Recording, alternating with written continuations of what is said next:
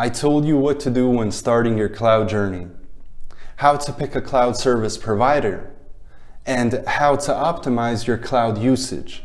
Before we end this series, let's go over 8 best practices for reducing costs, then quickly hit on security and governance of cloud technology. Number 1, identify and consolidate any idle resources. Look for computing instances with a 1 to 5% CPU utilization level because you're getting billed 100%. Number 2, make sure your services are right-sized. For peak performance, along with cost savings, do things like right-sizing optimization, memory, graphics, and computing. Number 3, serverless architecture.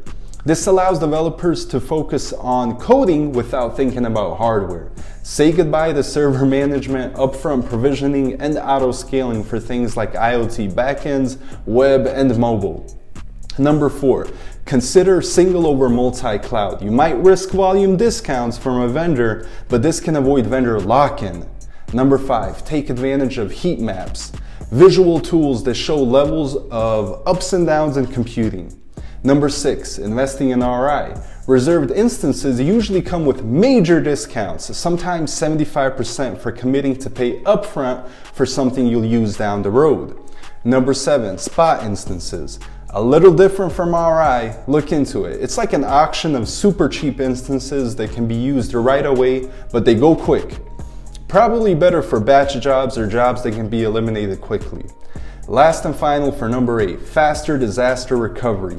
Take your single software bundle or virtual server and copy it to an offsite data center so that it can be up and running on a virtual host in a matter of minutes.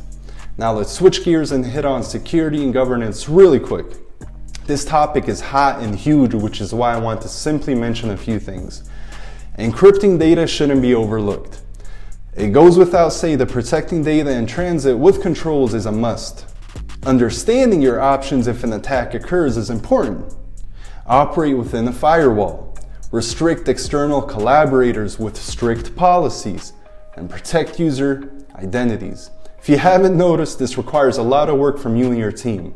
At the end of the day, the responsibility is yours. If something happens, rarely your boss blames the cloud service provider, they blame you.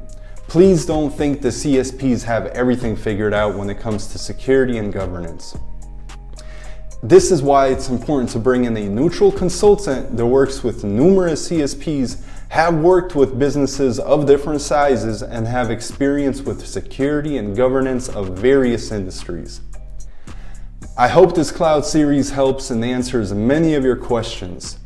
Don't hesitate to reach out for an informal chat. Me and my team are on standby. Let me know your thoughts. I appreciate you viewing. Peace, friends.